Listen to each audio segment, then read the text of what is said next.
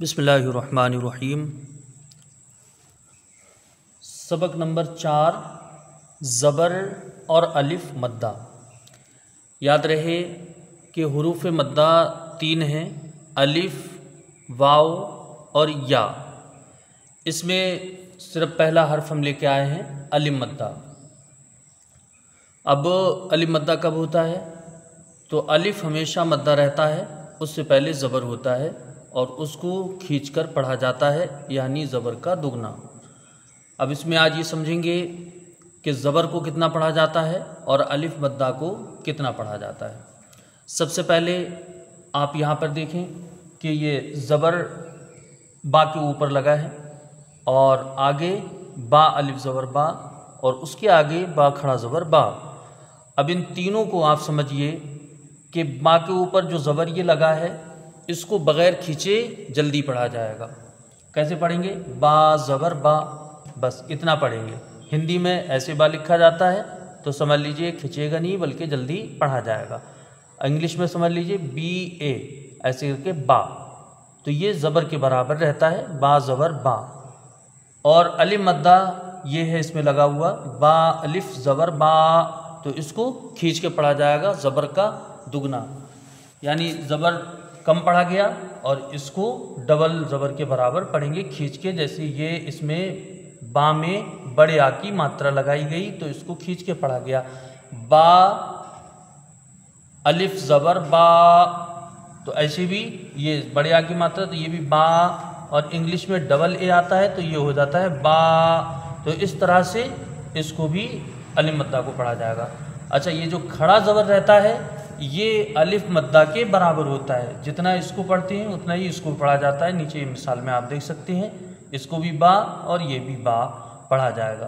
तो इन तीनों में समझ में ये आया कि ज़बर को जल्दी पढ़ा जाएगा, अलिफ मद्दा को खींच के पढ़ेंगे, और ये खड़ा ज़बर जो होता है इसको भी खींच के पढ़ा जाएगा। तो ये कैसे पढ़ा जाएगा? बा ज़बर बा, और इसको पढ़ेंगे बा अलिफ ज़बर बा, और इसको पढ़ेंगे बा खड़ा ज़बर बा। इस तरह से पढ़ेंगे।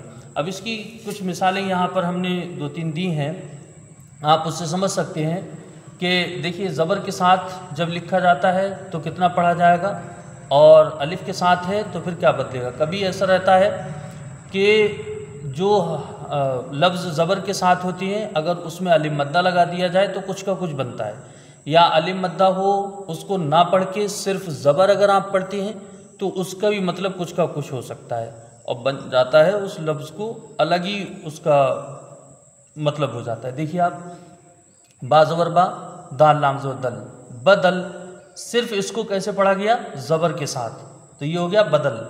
हिंदी में देखें बदल, और इंग्लिश में भी लिखा है यहाँ बदल, इस तरीके से ये बदल होगा।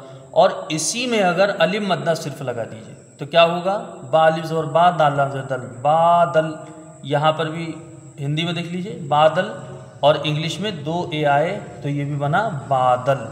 बदल और बादल, ऐसे ही आप समझ लीजिए कि अरबी में होता है कि जहाँ अलिफ ना पढ़ा जाए तो ऐसे ही पूरा के पूरा लफ्ज़ वो बदल जाता है। खड़ा ज़बर के साथ ये भी देखिए वैसे ही पढ़ा जाएगा, बा खड़ा ज़बर बा, दाल लाम ज़बर दल, बादल खींच के पढ़ा जाएगा। यहाँ पर भी हमने बराबर वैसे ही लिखा है बादल, और इंग्लिश में भी बादल। दूसरी मिसाल में और देख लीजिए, सीन ज़बर सा, हा लाम ज़ेर हिल, सहिल। ये देखिए सहिल, और ये इंग्लिश में सहिल, सिर्फ एक ए आया, सहिल बन गया। और इसी में अगर अलिफ मद्दा लगाएंगे तो सीन अलिफ ज़बर सा, हा लाम ज़ेर हिल, साहिल। ये देखिए साहिल, और ये इंग्लिश में जब लिखा गया तो 2 ए आए तो ये बन गया साहिल। और खड़ा ज़बर जब लगेगा, ये देखिए सीन खड़ा ज़बर सा, हा लाम ज़ेर हिल, साहिल, और यहाँ पर भी ये साहिल।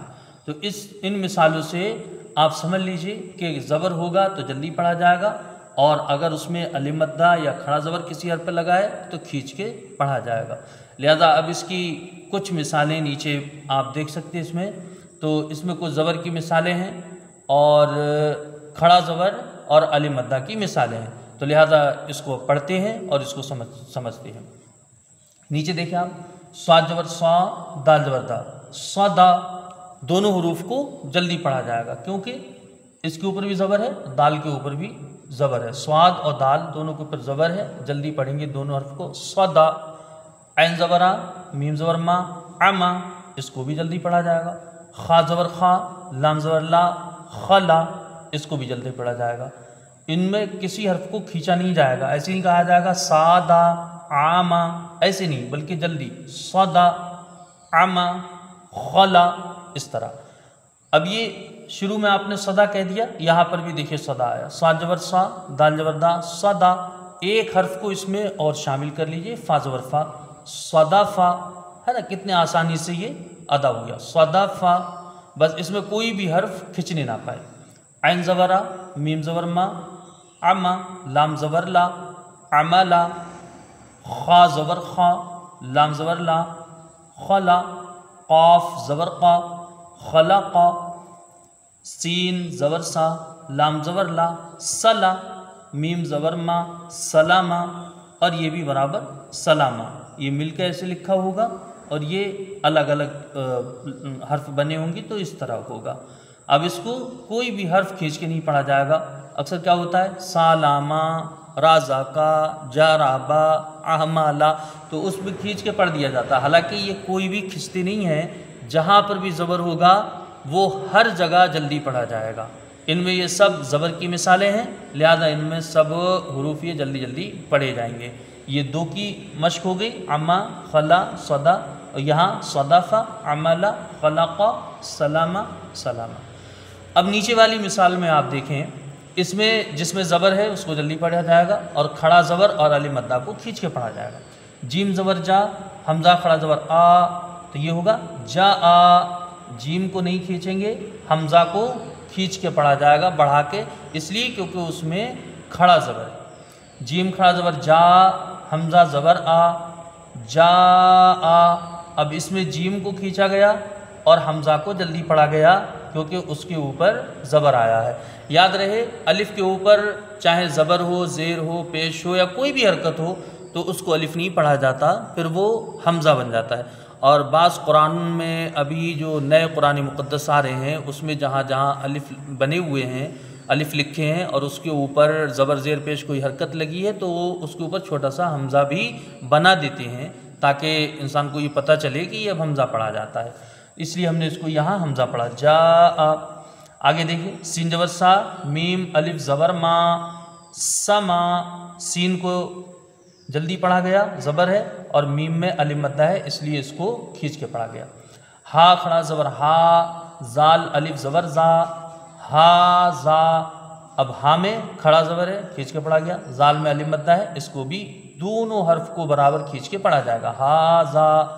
इसमें देखें, हमज़ा खड़ा ज़बर आ, सीन खड़ा ज़बर सा, आ सा। हमज़ा में भी खड़ा ज़बर है अलिफ मद्दा के बराबर, सीन में भी खड़ा ज़बर है अलिफ मद्दा के बराबर, तो दोनों को इनको भी खींच के पढ़ा गया। दोनों मिसालों में ये सब रूप खींच के पढ़े जाएंगे। हमज़ा खड़ा ज़बर आ, दाल ज़बर दा, मीम ज़बर मा, आदमा। अब इसमें हमज़ा को खींचा जाएगा, खड़ा ज़बर है, और दाल और मीम को जल्दी पढ़ दिया जाएगा क्योंकि ज़बर है। आगे देखिए, इसमें हमज़ा ज़बर आ, बा ज़बर बा, अबा। वाव खड़ा ज़बर बा, अबा वा। इसमें हमज़ा और बा को जल्दी पढ़ेंगे, ज़बर है, और वाव में खड़ा ज़बर है, इसको खींच के पढ़ा जाएगा, अबा वा। उसके आगे देख लीजिए, मीम अलिफ ज़बर मा, लाम अलिफ ज़बर ला, मा ला। अब इसमें मीम भी खींचेगा और लाम अलिफ भी खींचेगा क्योंकि मीम में भी अलिफ मद्दा है और लाम अलिफ में, इसमें भी लाम में भी अलिफ मद्दा है, मा ला। काफ ज़बर का, लाम खड़ा ज़बर ला, कला, है ना। इसमें काफ नहीं खींचेगा, लाम को खींच के पढ़ा जाएगा क्योंकि उसके ऊपर खड़ा ज़बर, ये खड़ा ज़बर जो लगा है या के ऊपर नहीं है बल्कि लाम के ऊपर है। और याद रहे, ये बीच में जब लिख के आता है तो इसको अलिफ नहीं पढ़ा जाएगा। बाज़ पढ़ने में यहाँ पर गलती की जाती है, जैसे काफ अलिफ और का से पढ़ देते हैं। अलिफ वो किसी हर्फ के साथ बीच में नहीं आता मिल के, तो बीच में कभी अलिफ नहीं आता, बीच में लिखा हो तो लाम रहेगा। अलिफ हमेशा कलमा के आखिर में आता है तो ये लाम पढ़ा जाएगा। कला, काफ को न खींच के लाम को खींच देंगे, कला। अब नीचे आइए, इसमें भी थोड़ा सा देख लेते हैं। शीन अलिफ ज़बर शा, अलिफ है, खींच के पढ़ा गया। रा ज़बर रा, बा ज़बर बा, शारब, शीन को खींचा गया और रा और बा को जल्दी पढ़ा जाएगा। क्यों? क्योंकि दोनों में ज़बर है। दूसरी मिसाल में देखें आप, शीन जबर शा, रा अलिफ ज़बर रा, बा ज़बर बा, शराब। इसमें रा को खींचा गया, अलिफ मद्दा है, और बाकी शीन और बा को जल्दी पढ़ा गया है, इसलिए क्योंकि ज़बर है। पहली मिसाल में शीन को खींच के पढ़ा जाएगा, रा बा को जल्दी पढ़ेंगे। दूसरी में शीन को जल्दी पढ़ा जाएगा, रा को खींच के पढ़ा जाएगा, अलिफ मद्दा है, बा में ज़बर है, इसको जल्दी पढ़ा जाएगा, शराब। इस वाली मिसाल में देखें आप, ता ज़बर ता, ऐन अलिफ ज़बर आ, ता, लाम ज़बर ला, ताला। इसमें ता को और लाम को जल्दी पढ़ा जाएगा, आइन को खींच के पढ़ेंगे, अलिफ मद्दा है, ताला। इसी की तरह दूसरी मिसाल है ये, ता ज़बर ता, आइन खड़ा ज़बर आ, लाम खड़ा ज़बर ला, ताला। अब इसमें आइन भी खींचेगा, लाम भी खींचेगा, इसलिए क्योंकि दोनों में खड़ा ज़बर है जो अलिफ मद्दा के बराबर है, ताला। इस मिसाल में देखिए, जीम अलिफ ज़बर जा, हा ज़बर हा, दाल ज़बर दा, जाहदा। जीम को खींच के पढ़ा जाएगा, अलिफ मद्दा है, हा को और दाल को जल्दी पढ़ेंगे क्योंकि दोनों में ज़बर है, जाहदा। इसी की तरह दूसरी मिसाल है, इसमें देखें, जीम खड़ा ज़बर जा, हा ज़बर हा, दाल अलिफ ज़बर दा, तो ये होगा जाहदा। इसमें जीम भी खींचेगा और इसमें ये दाल अलिफ ज़बर दा ये भी खींचेगा, इसमें अलिफ मद्दा है। शुरू में ये खड़ा ज़बर है अलिफ मद्दा के बराबर और इसमें ये अलिफ मद्दा है, इसको खींच के पढ़ेंगे, जाहदा। इसमें क्या हुआ था, सिर्फ जीम खिंचाता, हा दाल जल्दी पढ़े गए थे, और इसमें जीम भी खिंचेगा, दाल भी खिंचेगा, दोनों में आप देख सकते हैं। ये आखिर में देखें आप, हा अलिफ ज़बर हा, सीन ज़बर सा, बा ज़बर बा, हा सबा। हा को खींच के पढ़ा जाएगा, अलिफ मद्दा है, सीन को और बा को जल्दी पढ़ा जाएगा क्योंकि ज़बर है। ये इतनी मिसालें हमने इसमें दी हैं, कुरान पाक की ही सारी मिसालें हैं, लिहाजा इसको खूब ज़्यादा मश्क किया जाए बार बार, ताकि ये सब समझ में आ जाएंगे फिर कि कहाँ कहाँ खींचा जाएगा और कहाँ जल्दी पढ़ा जाएगा। बस उसका सीधा सा तरीक़ा ये कि जहाँ ज़बर हो उसको बग़ैर खींच के जल्दी अदा किया जाएगा, और जहाँ अलिफ मद्दा हो या किसी हर्फ पर खड़ा ज़बर लगा हो उसको हमेशा खींच के पढ़ा जाएगा।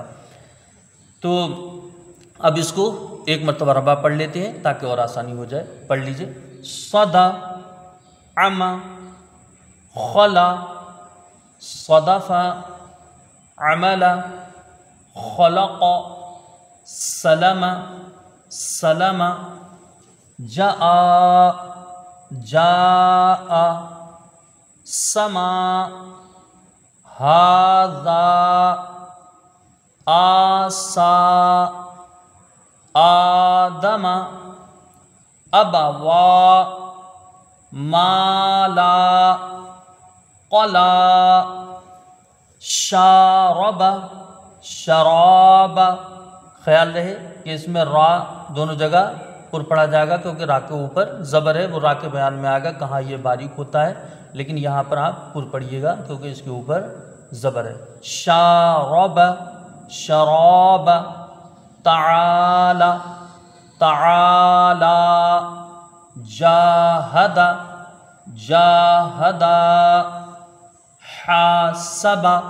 इस तरह से इसको 2-4 मरतबा आप मश्क कर लीजिएगा, इंशाअल्लाह ये ठीक हो जाएंगे। अच्छा, नीचे की लाइन में आप देख सकते हैं यहाँ लिखा है अना, समूदा, नतलुबा, मलाइही, अंतबुआ। ये इतनी मिसालें हमने लिखी हैं। आगे लिखा है बगैरा, यानी इसके अलावा और भी मिसालें हैं, लिहाजा इसके लिए एक अलग से ही इंशाअल्लाह सबक तैयार किया जाएगा। उसमें सब कुरान पाक में जहाँ जहाँ अलिफ नहीं पढ़ा जाता वो लिखेंगे। इसमें सब में आप देखें ये अलिफ के ऊपर गोलदारा बना हुआ है सब में, अना, और उधर लिखा है हर जगह, यानी कुरान पाक में जहाँ पर भी अना आएगा वहाँ ये अलिफ नहीं पढ़ा जाएगा। ऐसी समूदा आएगा तब ये अलिफ नहीं पढ़ा जाएगा, नतलुबा ये अलिफ नहीं पढ़ा जाएगा, मलाइही ये अलिफ बीच वाला नहीं पढ़ा जाएगा, मलाइही बीच में जो अलिफ है, अंतबुआ यहाँ पर ये लास्ट में अलिफ नहीं पढ़ा जाएगा।